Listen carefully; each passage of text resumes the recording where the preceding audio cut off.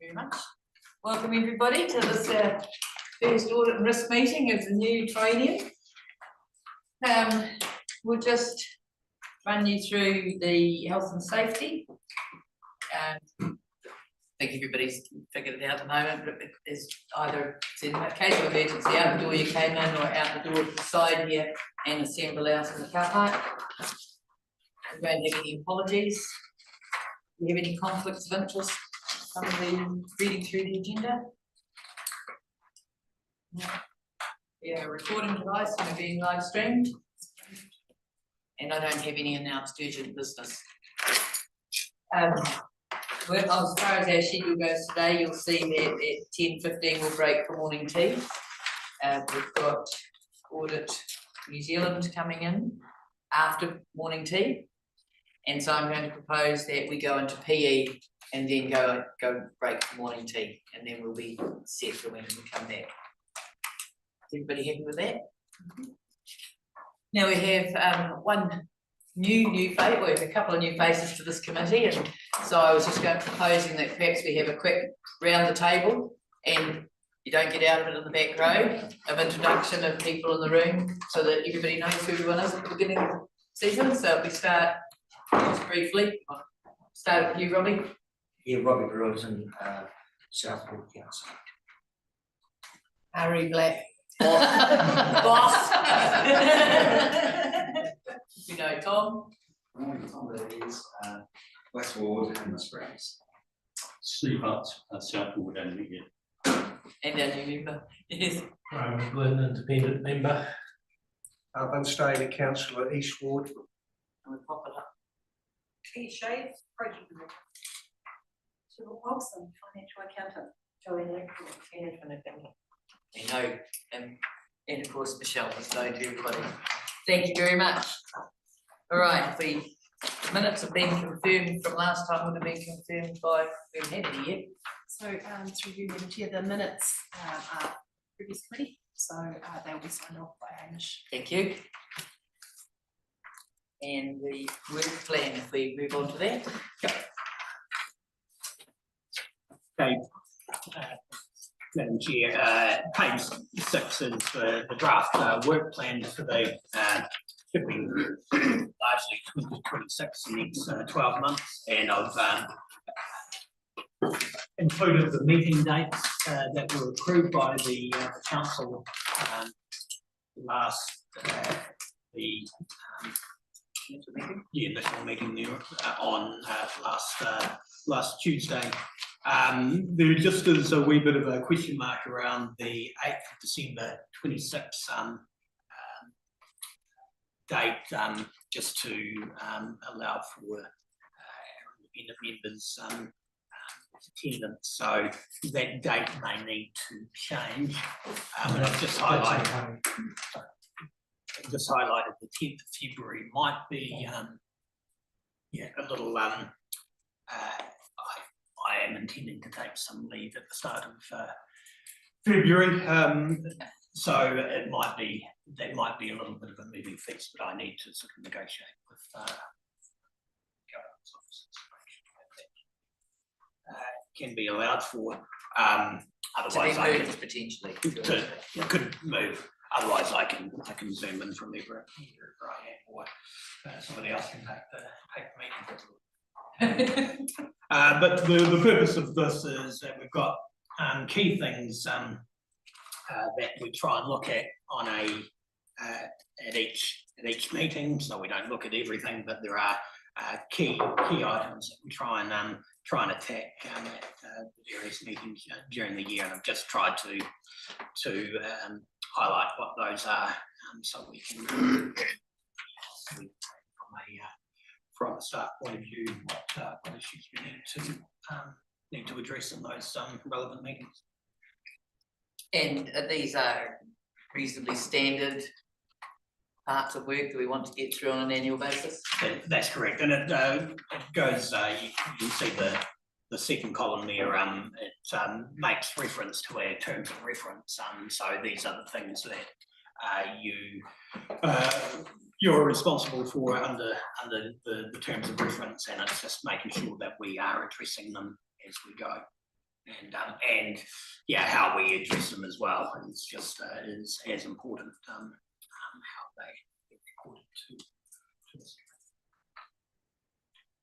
Everyone happy with that? Just a question, it's probably, so when we look at, so this is on the work program for 10th of February, internal reporting, review of reporting structure to council and as a discussion item, so just expand on that first, Jason or Weaver. Yeah, I it was, I suppose it came through from last week's meeting around the financial report, or Yeah. what form of financial report you received, and yeah, it's probably just an opportunity to revisit that. Is that, you know, the previous suite of financial reports that have been providing the council, is that still appropriate? You know, is there more of a focus on that financial report coming to this committee? Yeah, it's just really that opportunity to have a discussion. What is the appropriate level of reporting to the council and to this committee? And particularly maybe with some of the changes that we've got coming up through there, if we're looking at the water services and all of those types of things, where that might sit, I think it's part of the discussion, wasn't it? Yeah. So it's nothing more than just have a look and see, am I providing too much to council, not enough to council, not enough to this committee? It was really just an opportunity to revisit that. Just as a point that might factor into this, when I attended the Mayor's School, Bruce Robinson did a workshop on,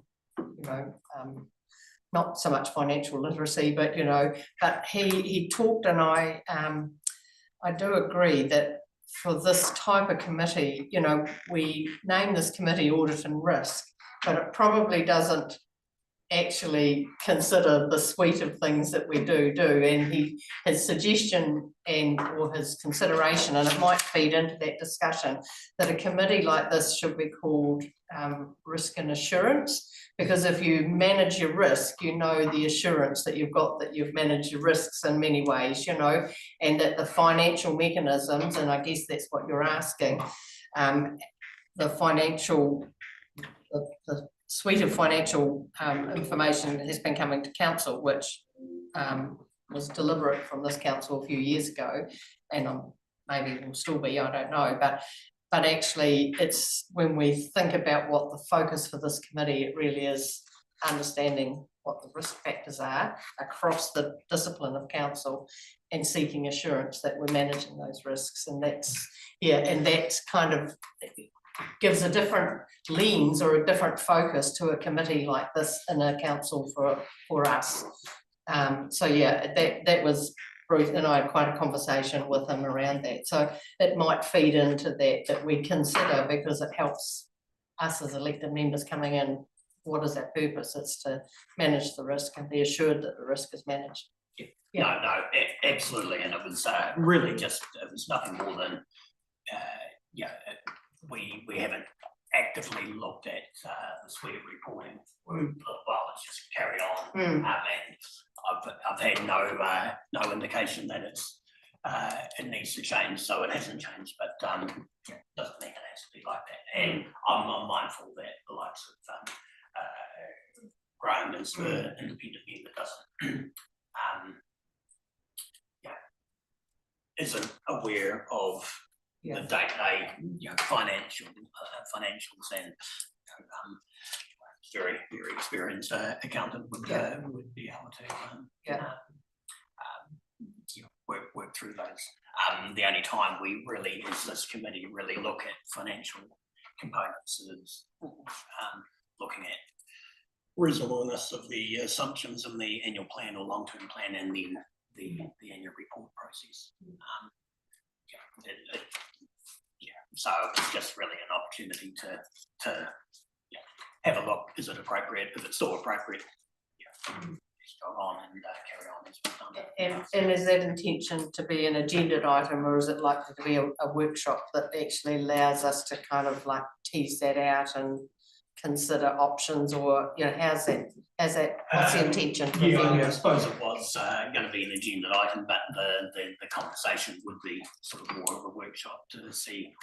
And again, it's what else you would like to see in a report as well, because I'm, you know, quite, I suppose, being relatively fixed that these are the issues, or these are the budgets that council have set.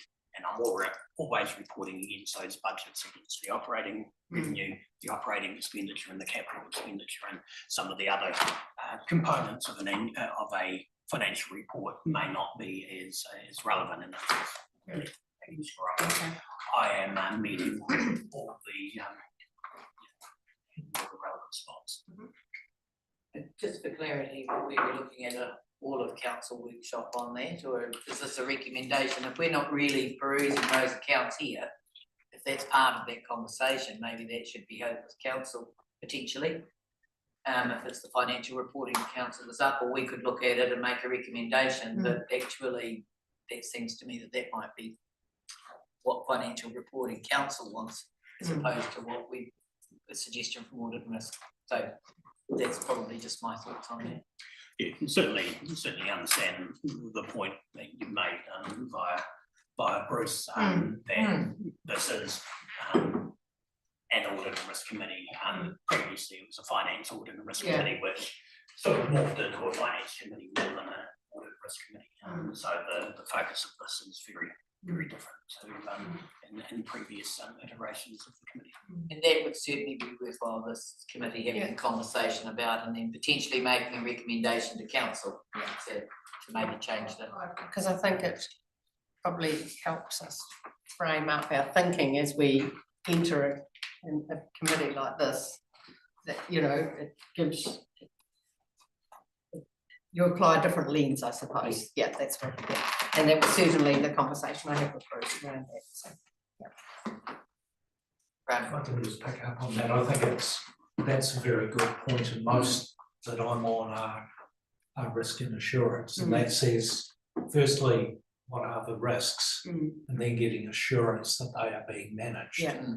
Now, going a wee bit further into the discussion that we've had, one of the key and probably the prime document that this council will produce is its LTP. And there is we need to establish, and that is, what are the risks in the plan, without getting into, is the strategy right or wrong, because that's a council thing, but given what you're trying to do, it's really easy to become over optimistic in what you can achieve.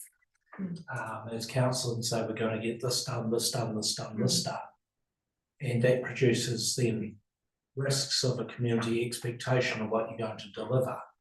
So coming from that is, this committee should have a risk focused on the proposed LTP and be involved in the way through, and similarly on the annual plans as they come through, to say, can we do it, do we have the resources, etc. Because the worst thing that we can probably make is to take rates for a project that we fail to deliver on, because then the money could have stayed in the pockets of the ratepayers another year. Especially if you've got facilities like we do have through LGFA, where if we were really good boys and were ahead of the curve, we could short-term fund it and then get it out of the rates as they come in the next year and repay the debt, and just use it as a working capital facility. So that would be thoughts there of tying that all together. And then the assurance is really understanding and looking at the deviations that are coming up from our stated plan, both financial and service performance, and understanding the ones that are looking to be not going to be delivered, or something's going wrong, and getting assurance. So we're the canary in the coal mine, effectively seeing it, saying, have we got this committee, that committee, are they on top of it? Do we need to refer back to those committees? And gathering assurance that we're on track, or if it's not looking on track, you know, giving a bit of a rack up really and understanding. So getting quarterly financials through, for instance, to say, focusing on are we on track or not, and more importantly, where we're not, what are our plans? what assurance did we get, or are we going to end up with a variance, a material variance there? And if so, how do we start marketing comms on that? Yeah. And what are the impacts going through? So that's, you know, risk is forward looking. Yeah. And then the assurance is that the risks are being managed. Yeah. Or if they're not being managed, squeaking. I really kind of almost support that sort of direction that we're taking, you know, having a discussion, but actually the consideration about how we can improve our oversight. So the finance side of it, I know it's dealt with it. Yeah. All of council, and I think that's appropriate for operational. Yeah. Side, but standing back and say, big picture in the helicopter up high, where are the key issues? Because one of our key risks is that we breach covenants with the LGFA funding. Yeah. And they understand where that's going, and that's pretty much game ending stuff. So this committee needs to have visibility. It's in this agenda. But having perhaps quarterly high level reports or of just the focus areas where things are not going right. Get assurance of what is the corrective actions. Sounds like we've just had a workshop. So, But no, I think that's definitely, Tom. Yeah, sorry, I didn't want to stop you mid-flow. It feels to me, obviously, as the newbie or one of the newbies in this committee, it feels as though it's quite proactive because we're identifying those risks ahead of time, and actually we're then prescribing potential solutions to those risks. So we're planning ahead rather than after the event. We're actually planning ahead and saying, these are the risks. How are we going to deal with them when they arise, when they come across our table? And it feels as though it's quite proactive and a bit more positive, rather than clearing up the mess of something else. You know, it does feel as though we're looking ahead and seeing where things go. at risk of moving into a workshop, Madam Chair, type topic, but the concept of risk management is a bit like the story about why do cars have better brakes? And that is to allow them to go faster. Because you can stop quicker, you can change direction. So it's building an agility. And if you pre-think what the potential risks are of a project, understand, take the LTP, we want to do ABC, and you sit there and say, well, we've got to have enough people, we've got to have enough funding, we've got to have supply chains sorted out, all that. If you think about all those things, you will then recognise it at an early stage when things are going off track and you can correct it. But if you leave it too late, it's a bit like turning an oil tanker. It's too late, and disasters will happen.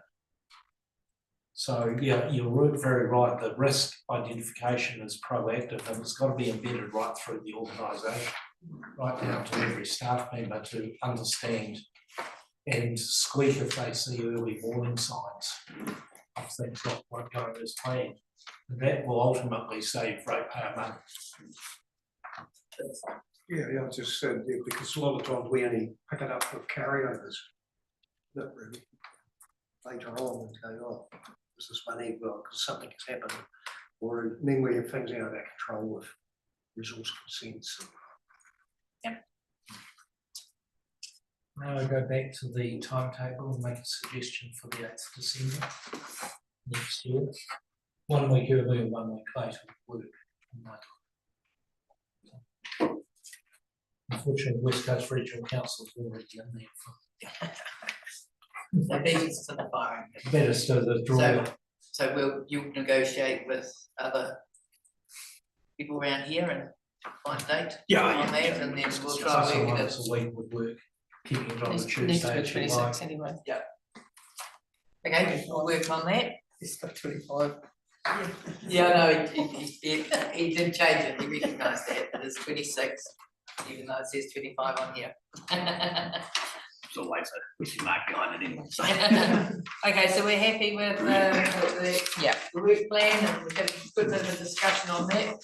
I think that, and very good discussion, I think, set us in the right direction earlier, please. So this review of the terms of reference. Yeah, thanks, Madam Chair.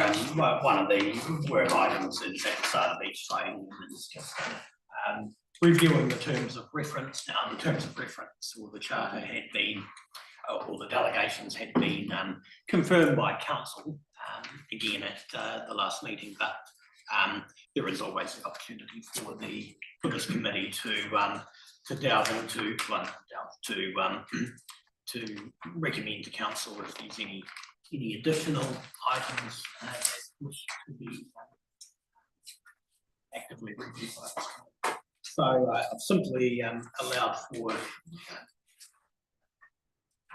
provided in the report the current terms of reference and the key one that has been added is on page 10 around the performance of the Water Services Council controlled organisation as we move forward.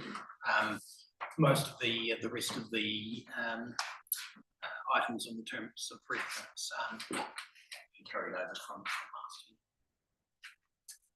But again, it's an opportunity if there is any particular items that you feel this committee needs to be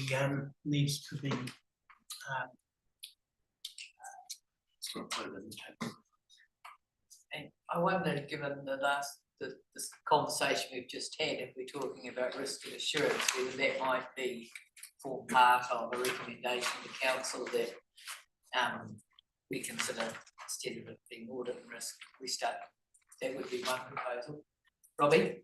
The Wisco, do we look at our side, Kaikoura look at their side, or is it sort of a get together of both look at it? Both look at it at the same time? I suppose ultimately the Wisco will be responsible and will be providing services to both councils, so there will be the same report going to each of them. In saying that, we are proposing that the components of the budget moving forward is quite ring fenced to each district. So Kaikoura funding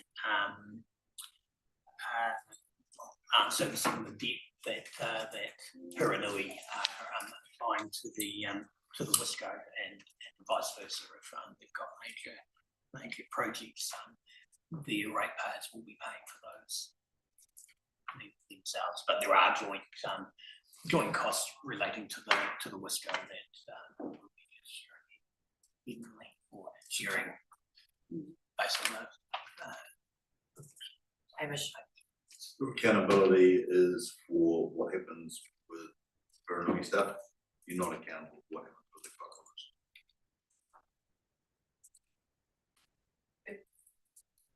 Kaikoura. You've got water services CCO. I'd take out the water services to make it more robust, because the issues that you've got, understanding and what are the risks associated in the letter of expectations, the statement of intents. Do we have the right governance structure and the right skills sitting at board level to manage these assets effectively on behalf of council, where you've got a joint one, a risk that you've ended up with this needs of this particular council's ratepayers not being addressed along the track. So, and that would be common with any CCO that you have, and arguably the internal CCO that we've got with Hannah Springs, Thermal Park, which is a bit different. It's not actually a CCO. No. But if I use that term internal, yeah, CCO, and looking at the risks that those entities present this council, and probably having that framed up. Many councils with the Wiscos coming along are starting to set up CCO committees that are actually specifically monitoring, often with an independent, often the same one as on the audit and risk, where you're specifically focusing, and there's lots of timetabling things that have to be done and thought about with the appointment of directors involved in one of the other councils there, where they realise that their appointments committee had really dropped the ball and not been looking at, and was it the right group, because they didn't have an understanding of the skills matrix requirements, for a commercial style entity, and thinking about rotation and all that sort of thing. So trying that council to get at least a 3-year rolling work program up across the various CCOs I've got about when should we be receiving stuff, when should we be thinking about rotation, when should we be looking at skills matrix of the existing directorate and who's retiring and what holes there are to give handovers and all of those types of things like you would do in a commercial organisation. So just food for thought as to whether there's a more generic council controlled organisation. I know the water one will be the largest, and often the But problems the are very fundamentals similar. would be the same. Yeah, the issue underneath is very much the same. Yep. Because you do have the pools committee. Yep. And making sure that there's the right governance skill set sitting there. Who's actually looking at that with a risk focus that getting the wrong people could, or having a skill missing at governance level, for instance, could impact the performance. Yep. Just a thought. Other thoughts around the table? If we look, this is just a review of the terms of reference, so it's a simply discussion that we would probably put forward to council if we wanted to. I guess if we were looking at why I was quite comfortable with said water services council control, Graham, was probably because it is quite different. I mean, we've got our council control organisation with Enterprise North Canterbury, and so like if are we just going to place the water services one in just because it's new and we're working our way through this, or do we apply the same discipline to other CCOs as well? So I guess that's something that needs to be considered. That would be my thought. So that seemed to be what Graham was saying, that there's a principle on whether we have more control over those than maybe some of the others, but there's an underlying principle that sits around all of those. Hamish? I think we need to be really clear that the pools isn't a CCO. Exactly. It's No, just that's a right. division of council run by committee. Yeah. Our committee of council, just like your committee of council. And on some committees of council, we have independent members. They're not directors, they have a different set of responsibilities than directors, CCOs. See, even though it is a CCO, it's a trust as well. So it's it's a trust with a trading arm, which is effectively a CCO. What is a CCO? So the situations are all different. The idea here is let's keep the focus on the WISCO, because that's where the risk sits currently. There may be a need to review CCOs in general, but the reality is that the only other CCO we have is ENC, except for just the Transwaste. Transwaste, yes. We've got such a small shareholder, Madam Chair, that we don't have any influence. And the other one is the not trading fund, Shelf company, Hiranui Holdings. Retaining that purely, that it holds $750,000 dollars worth of tax losses, and we ever had a component of their business that becomes taxable, utilise that, but so it'll be an interesting question whether those tax losses can be novated through to the water CCO. I don't think they can, but there's an issue about the continuity of ownership and first one, but the water services CCO will not be taxable either. So, certainly, potentially if we get into joint ventures, those sort of things that we may be able to find some benefit of it, but for the sake of doing an annual return every year, we've maintained that. So I think, sorry. No, I just see there and I'm really happy that we've got Hamner Springs as a line item of its own. It's served us well in the past, but I actually do see there that it refers to the Finance Audit and Risk Committee. So we just need to delete that maybe. But I feel that we would be better when we're setting up this Water Services CCO, that actually it has a line entry all by itself. You know, I just think we're stepping into new ground, and I just think it deserves its, I'm quite comfortable with where it sits at the moment on there as a term of reference. I was just going to say, I think it's been a worthwhile conversation and the principles apply. We also understand where we do and don't have CCOs. And I'm sure that if we come to a point where we have another similar type of organisation, we can apply the same principles we may. And I think all you were saying was leave it open to add others in without necessarily specifying. Don't get too bound up in whether it is or isn't a particular entity, but if it's commercial style risks or ones that we don't have direct line of sight but some responsibility for, we have a monitoring system in there. And I agree, I think we've got a monitoring system for our committees, which is false. And at the moment, the one that we've got is the WISCO, and I think if that changed, then we could either, rather than have multiple separate ones, if they were similar, we would give it an overall name. I think that's what we do. But it's always wise to have a conversation about it and get some clarity. Okay. Anything else in this terms of reference? I'm going to move it. Is that slight change to the pool? With correction, the correction to the full name. Yeah. Any other questions around this? Somebody's happy to second it?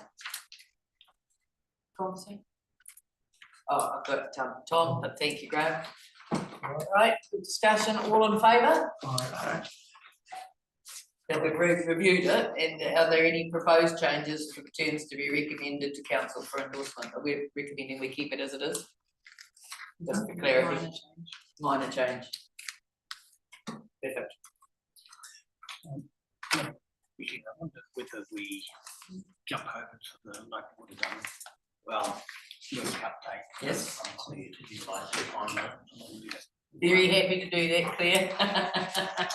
Local boards have done well. Risk update there, this page 24.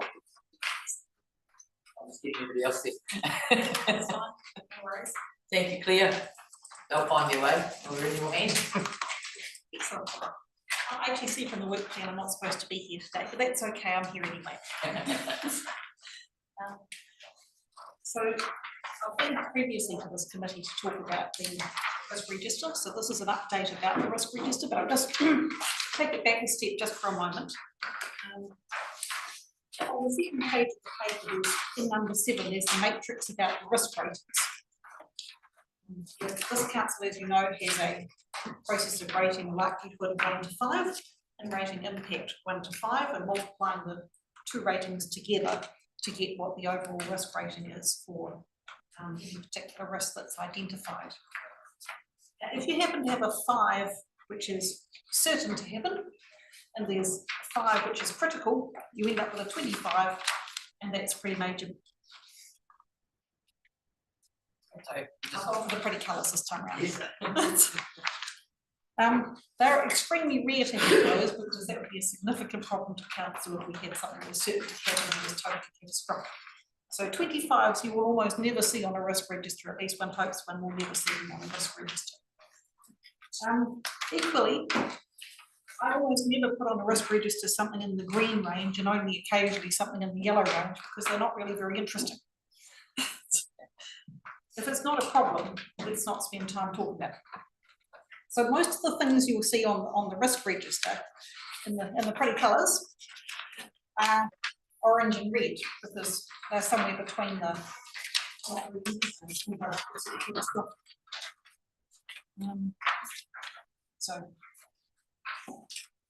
background. Now the previous council was looking at changing the way in which it assessed risk, and we had a consultant doing some work on that, but I believe that work's still in progress, and accordingly this is the old methodology. If there is a new methodology, we will of course change it and adopt the new methodology. But this is consistent with this council's overall risk register, which I imagine is going to come before this committee at some point in the proceedings. Now, for the time being, this is only about the local water down well project. Any questions so far? All good. So in terms of the updates to the risk register since the one we had last time, I refer you to section 10, paragraph 10. One of the risks we had on the risk register previously, we don't need any more, and that's the risk that the Department of Internal Affairs wouldn't approve the water services delivery plan. They have now approved it, so that one's gone.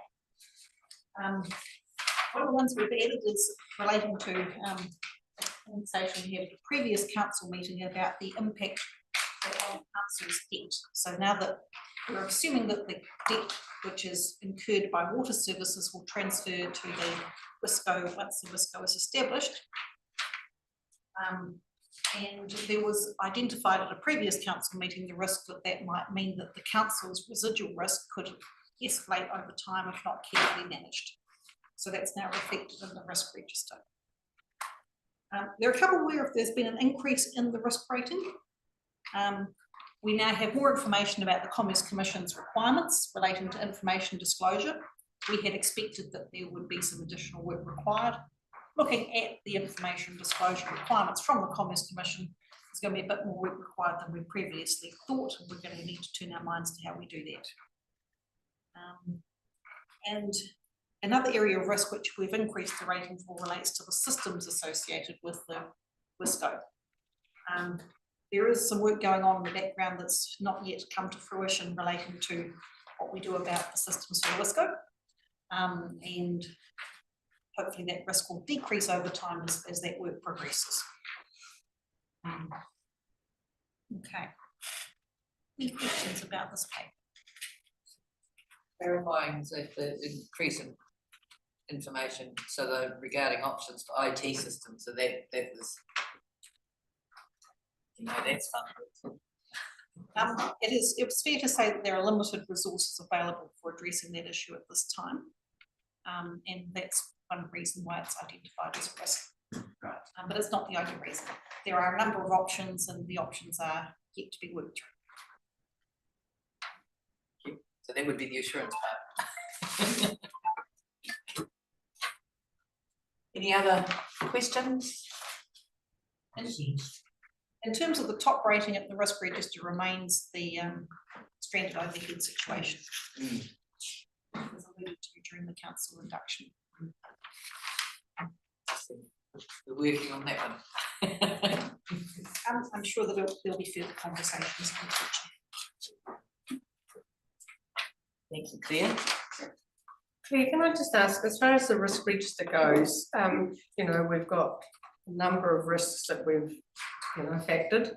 And do you see as we progress towards July 1, 2026, that those risks, if managed appropriately, will reduce in number? Or do you think it will blow out as we get closer to July and then the risk will be transferred to the WISCO at that point? Like how do I manage in my mind how that risk is to be evaluated for the first 6 months and then switch over time? The risk is folded into the board's capabilities. Does that make sense that I'm trying to get to? Yeah. Excellent question. Some of the risks, like the one which I referred to, the water services delivery plan, will simply fall off when that particular piece of work is done. Some of them will change in risk, hopefully go down, but it's not impossible it could go up. For example, we've identified that there's a risk we might find it hard to appoint directors. We won't know till we go to the market whether that actually crystallises or it doesn't crystallise. But we are small and we are far away from the urban area. It's possible that could be an issue. But once we've actually appointed the directors, that one will fall off. Yeah, disappear. Yeah. Well, it will still be an issue on an ongoing basis for the board of the WISCO and for the council shareholders who are appointing the board. But it will not be a project risk as such. It will be a normal part of our operations. Some risks we may not know about yet. This is a very rapidly evolving situation. I would be very surprised if the risk register of the risk go on day one, which exactly how it does. Right, thank you. Tom? Yeah, Claire, it's recognised that there will be customer frustration and confusion over who does what. Will our frontline staff here be confronted with customers that are coming in, some who will be on council business, some will be on the Wisco business? Are they likely to experience that frustration? And how will that be directed? Will the Wisco have its own staff here? Will it have its own necessary desk or office?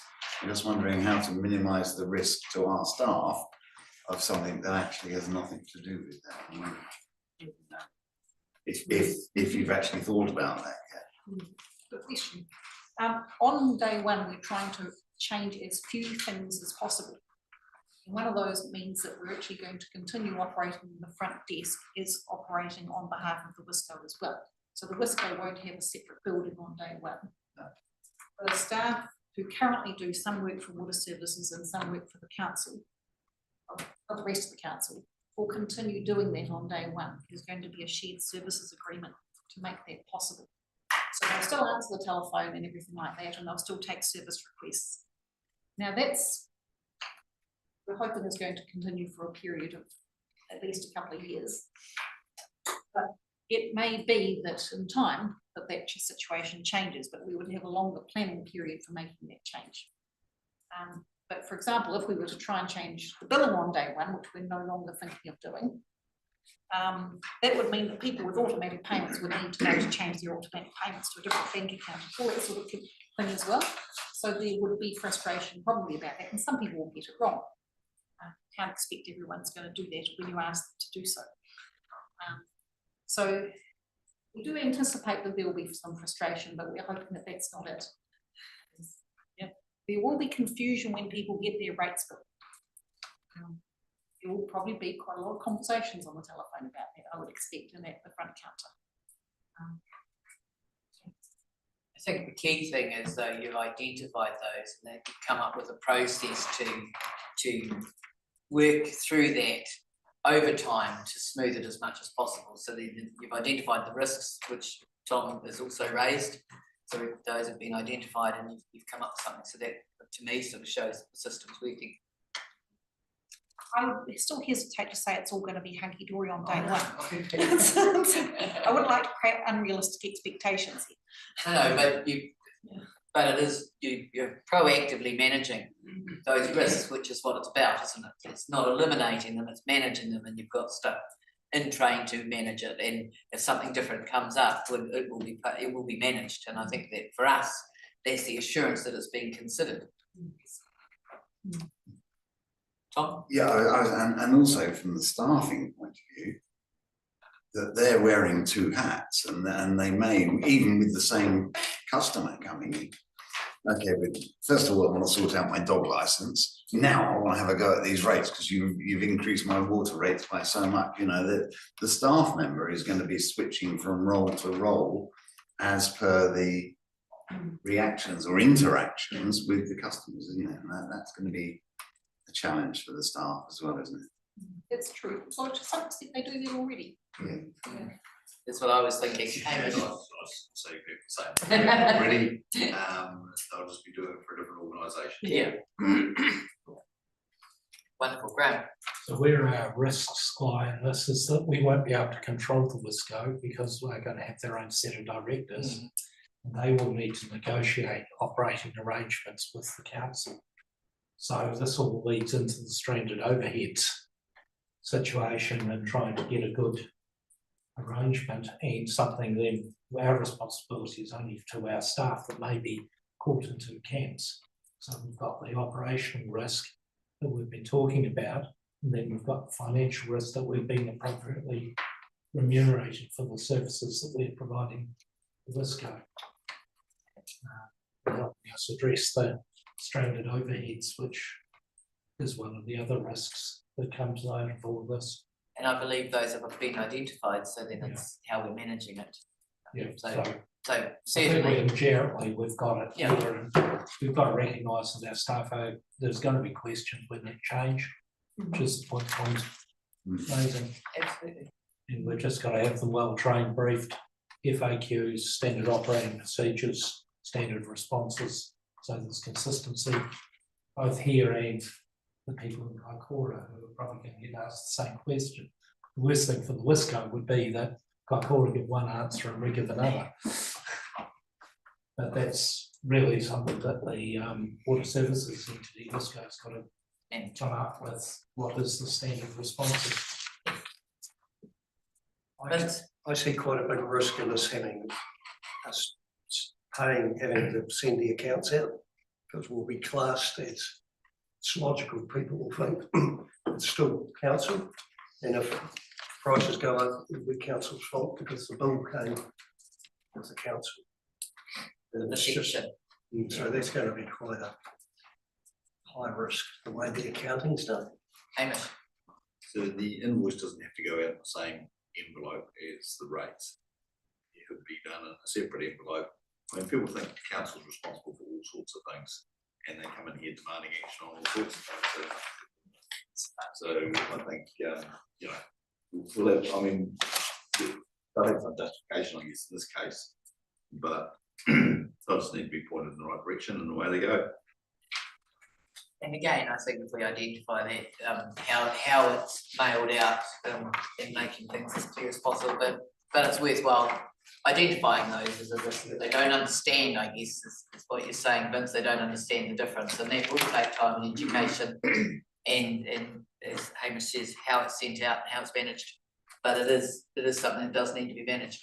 I wouldn't disagree with you. Currently, your rates demands have Environment Canterbury laid onto them. you Yep. know, So whether you do a separate invoice or whether it's clearly labelled. Yeah. Layered. At the stage, that's certainly the intention that a page for Irinoi rates, a page for ECAN rates, and a page for water tariffs. Robbie? It just brings to mind another risk for me. How much longer do you think we will be relying on a physical mail out? Just drop that service, it's dropping all the time. And it's involved before we get to the day where we're all email or all digital or whatever. It must be this week to go the same way. Look, I'm just going to call you guys here because if you want to have a break, we can leave this where it is and pick it up after. But at the moment, given we've got the auditors coming in, I'm proposing that we stop that conversation there.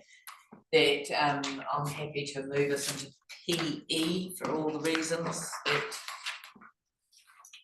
the discussions that we're going to have there. Is somebody happy to second that? Thanks, Tom. All in favour? PE.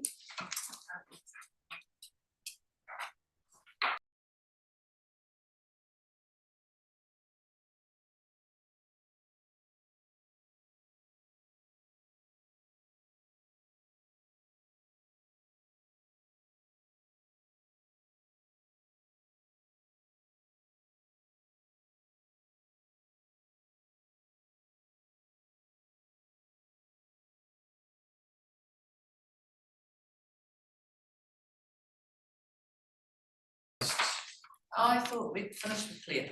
I don't think we've moved it and we got that far. no, I don't think we've moved it.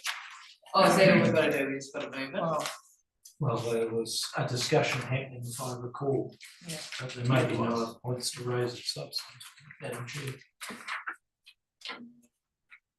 Damn, I think I should have done that. We do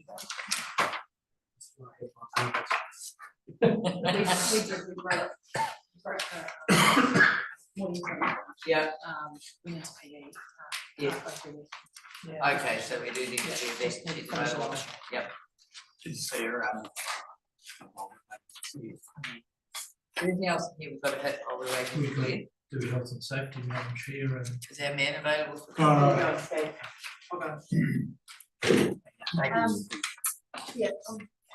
John is an apology, we have another appointment at 1 in Rangira, so. Oh, okay, so somebody else can do this report. let's do. John? I'll wave my way through that.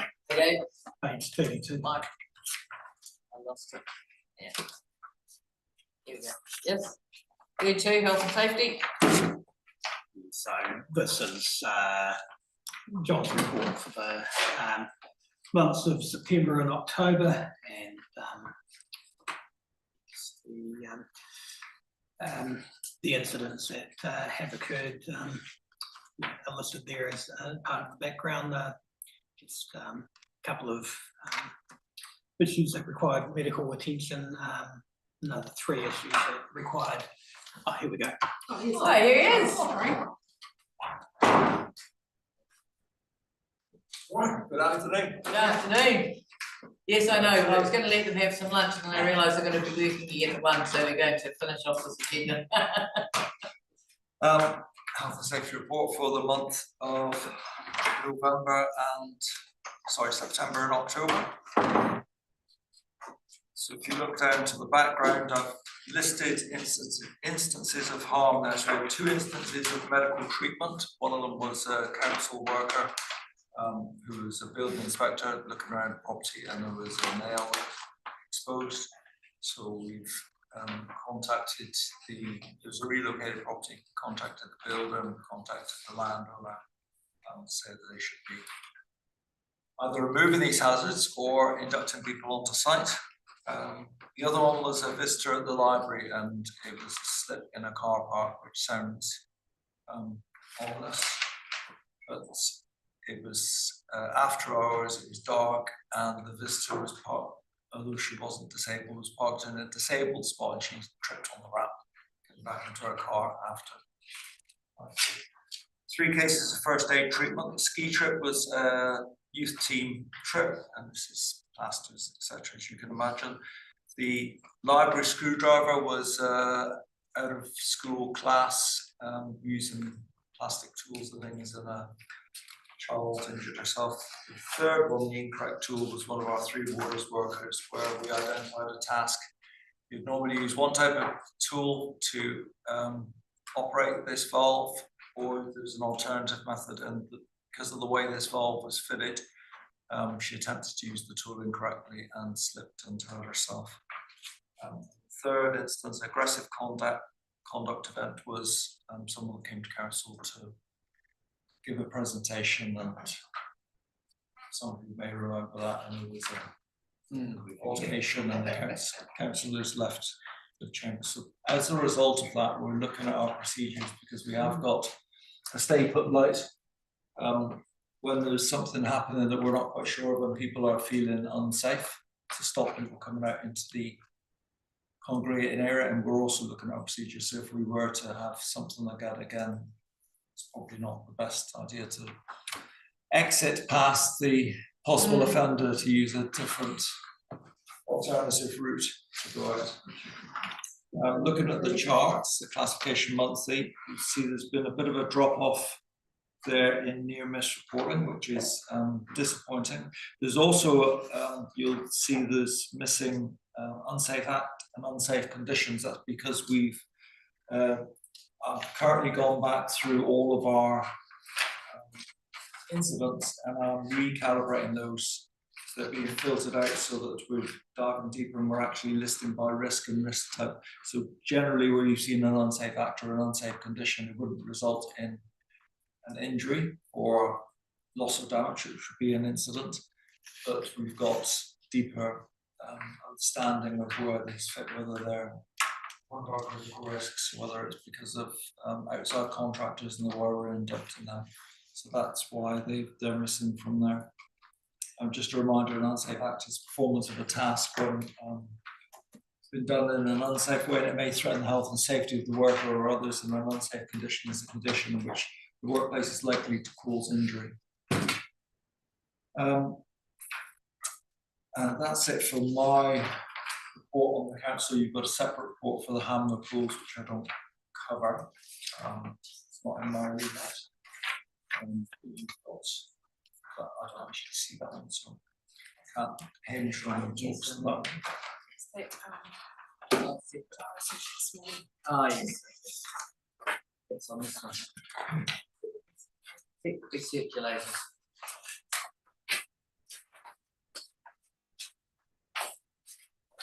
reports are looking a bit sparse, our internal reports, because my compatriot is suffering a holiday in the Philippines at the moment. She works Suffering a holiday. they've had two major storm events. Yeah.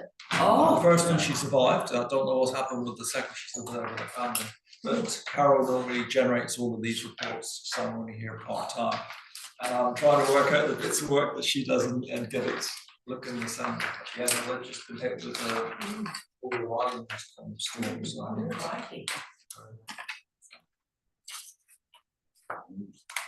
Risk assessment there is don't go on holiday, stay home and work.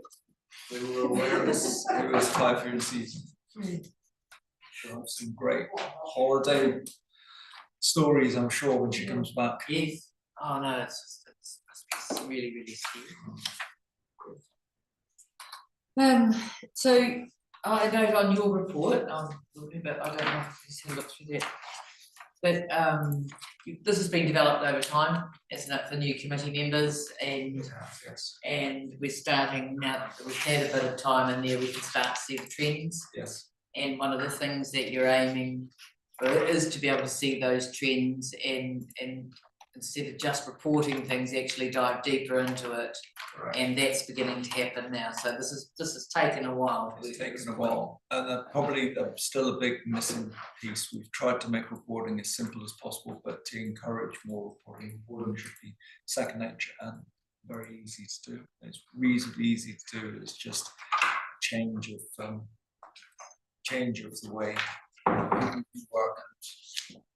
People that have joined since I've been here and I've done health and safety inductions with, I've been inducted into that way of doing things, and they understand the value that I put on it, and it's just changing other people's behaviour, getting around to see people and try and get them to see the value, because a lot of times reports will go in and you don't get any feedback. So it should be visible, for the effort that you put in, you should be able to see that, at least acknowledge, and second, hopefully something gets done. And the worst outcome is when something gets reported and it's, why did you do that?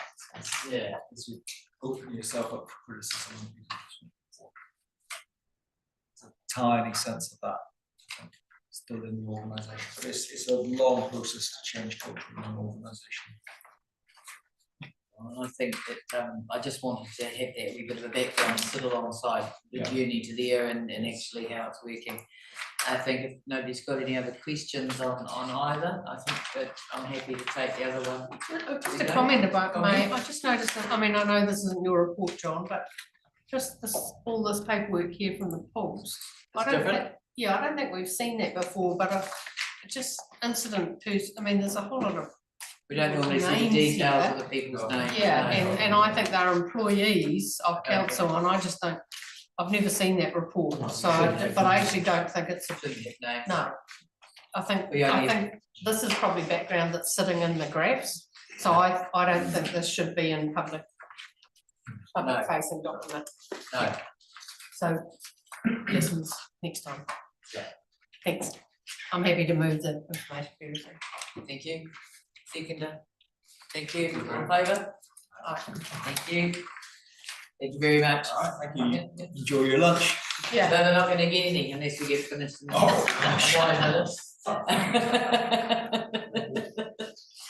They had too much talking.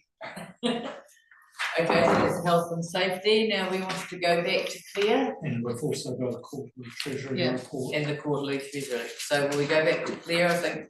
I thought we'd finished Claire, but I think there might be some questions.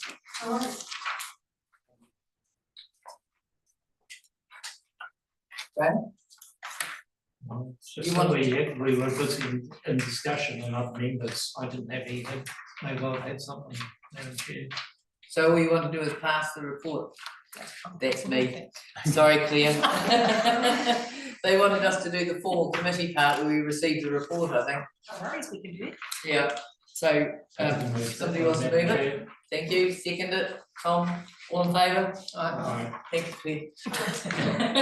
You're going to see me again rather shortly anyway. I think I'm first up after lunch. I We might be might want late. to push it back just a little bit so they can have some lunch.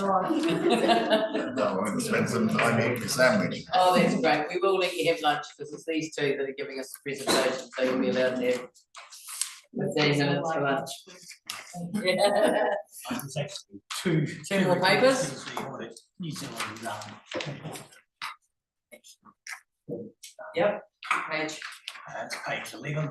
radio, let's go to that one, is that where you want to go first? Yep. Yep. Radio, Right, and again for the people around the council table, around the committee table. At the conclusion of April and the auditors normally provide a list of recommendations. They've identified issues during the audit and have made recommendations on how they can be, those issues can be remedied. Now to keep them top of mind, even though I replicate them here in a report and give a bit of an update on our progress to try and bring those up or resolve the underlying issues. So the way of doing that is just in this matrix, and anything that is dealt with is closed and then removed from the listing, and any movements that have been made since the last meeting, or any changes to the dates or the action required to be taken, I highlight, or the wording is coloured in red, and you can see that there hasn't been a lot of change from the last meeting, and that is. And it seems I seem to be using the same comment. It's just lack of resources to be able to deal to it immediately in the current position that we're in. There is a number of things that I do know we can resolve very early in the new year. We've got a little bit of breathing space, but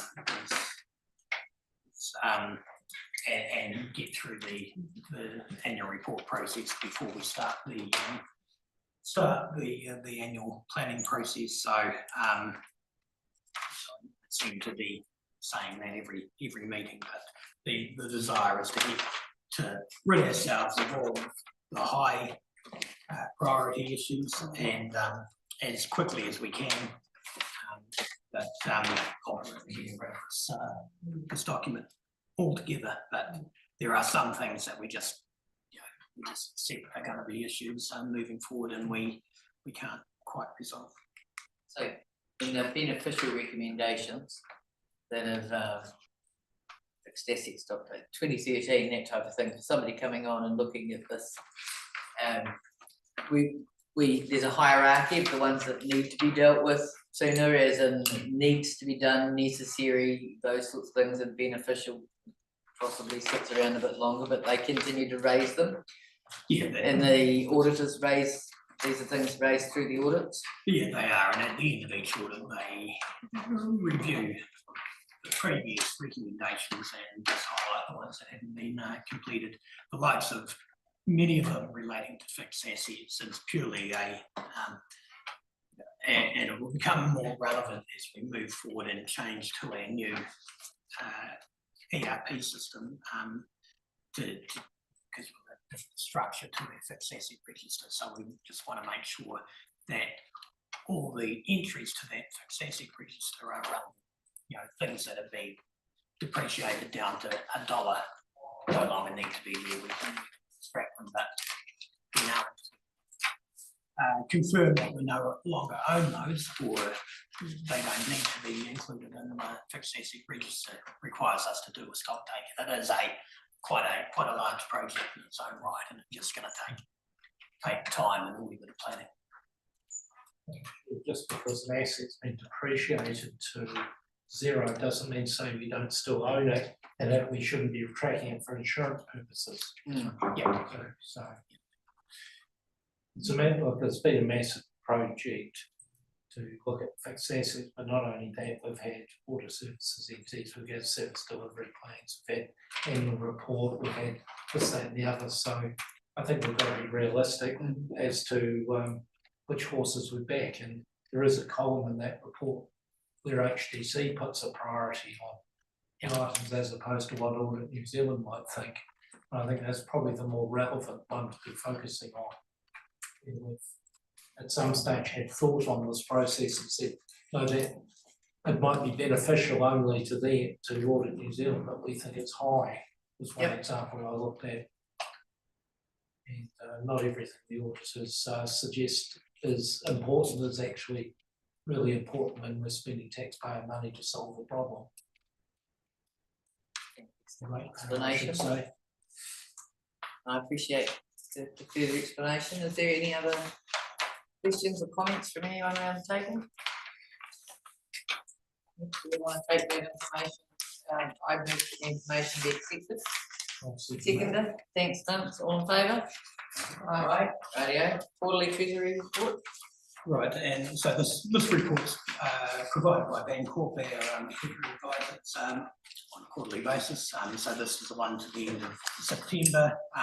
We do have the dashboard details that I provide to the council on a monthly basis, but this quarterly report largely provides it provides a little bit of the economic commentary, both from a global position and a New Zealand position. Bancorp in their description there, the global positions a wee bit volatile with big beautiful bill. So yeah, everybody is a wee bit reactive to what's happening in the States. But from a New Zealand point of view, key thing relating to our treasury is the two key risks are funding risk and interest rate risk. And at the moment, the interest rates have come down.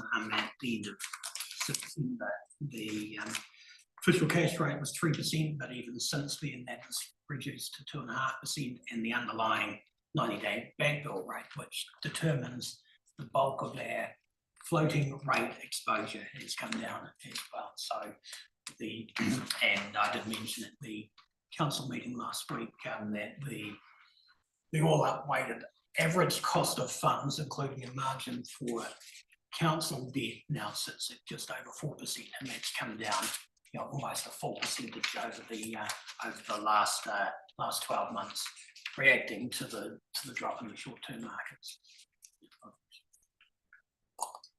But at this stage, we are compliant with all of our key limits within our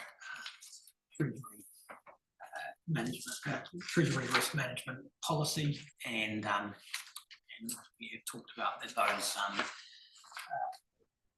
when the Three Waters does move to this water CCO, and the debt associated most likely will be novated to the new water services CCO, that will need to prompt a change to the council's treasury risk management policy, because having $110 million of debt is much different to having potentially $30 million of debt, but significantly less revenue to support that. Jason, can I ask, would we, in resetting that policy, would we do it after the transition of July 1, or would we have it in place for the July 1 transition? The treasury policy. I mean, what's the urgency to have it done building up to July 1, or if we'll have some grace beyond July 1 through to July or September, where we can be reviewing and adopting a new policy to and it's entirely up to council. There is, as long as we're not breaching the key covenants, the hard covenants that we have with the local government funding agency, we can have anything we like, but I think from a structural point of view, there is a desire to start bringing some of those limits, some of the soft limits back.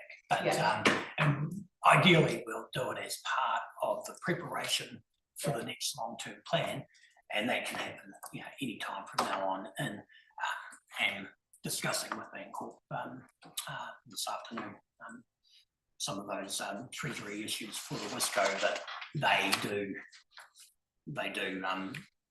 permeate through to their own treasury policy. But So we don't need to do anything because we're not going to be breaching our current policy. It's just that we don't need to make sure we have 175% covenants. But if we're at 80%, we're still not breaching those covenants. So it doesn't really matter if that policy stays in place right through to the next long-term plan. But it would be best practice to do. Okay. I mean, that's cool. I was just kind of wondering about the timing of implementing a policy. When's your drop dead date? Thank you. Just on that topic, there will be some debt that we're going to end up presumably on lending to the Wisco. It'll be in our name, and it's because of terms and that sort of thing. And effectively, from 1 July, we'll need to identify what debt is going to be wound out. That was certainly our intention in the early part of it, that we'll just hold on to the debt until it matures, and then gradually the Wisco would replace that debt with their own debt. But I think the flavour of the month at the moment with the LGFA is that they will formally novate debt directly across to the Wisco in their name. And like I said, having a meeting with, catch up with Bancorp later today, but I'm also attending the local government funding agency Borough Day in Wellington next Wednesday, so there'll be a lot more information about that coming through. Second point, just perhaps for the new members, the things that I would focus on is the page, ignoring the page after the economic. It's got liquidity and funding list, just noting top right corner are all nice yeses. The bottom right corner are all nice yeses. The next page, page 19, we've got this is to do with the compliance with Treasury policy. There's 2 red lines, and the policy says that we need to be between the 2 red lines. Our general process is that if you're in a declining interest rate environment, you probably want to be aiming towards the bottom of the bands. If you're looking forward and saying, we think instinctively interest rates are going to be rising, we ought to be looking more towards the top end of the bands as a general house rule. So that would be the next thing I would look at, and looking for any potential breaches, and there are none. And then bottom right of that corner, noting the 3 compliance. That's sort of the key things that I would, as an accountant, first things I go and look at before I get into the detail. As a high level, if that's useful to the new members. Thanks, somebody else. So noting those Longer term ones might be a better use of words here. So noting the policy compliance, and Yes. by Bancorp, I would like to perhaps move things along to move the adoption of the report. Thank you very much. Can Second, I ask a question first? and then you'll second it? Depending on the answer of the question. Yeah. No, come on. I've missed all those pages of thousands of figures to work my way through, and anyway. Just a very quick one. We borrowed 25 million for Ashworth Road, of which 5 million was for operational use, and 20%, 20 million was to be held for down the track for subdivision. Is that in these figures? Because if it is in these figures, then it would appear that we've already borrowed against that 20 million that was in reserve. No, yeah, page 20, there is a full listing of all the debt that we've got outstanding at the moment. One line item there being the LGFA, FRN forward floating rate note, sorry, but it's from this year's decided. So we had pulled down 5.5 million being the current requirements for that. Yeah. The other 20 million is a facility that we can pull down as and when required, but at this stage, there hasn't been any decision, formal council decision to move forward on any further component of that, and that, you know, so we'll only be able to pull that down for the purposes it's required when the council moves through the next steps, but that still will be required as part of. Yes, an so actual that's planning not in the headroom. No, no, That's, no. yeah, that's it, lovely, thank you, perfect answer. And now you'll Happy second to it. second. No bribery, corruption. and Did you know, you did know, you bet? So all in favour, please, aye. Aye. Nobody's allowed to be against, so I won't hear it. All good. Okay, so that, we've covered everything now, haven't we? So we can actually call the meeting to a close at 1:08. I'll have to do a better job because it took us a bit longer than we planned for, didn't we? But look, I just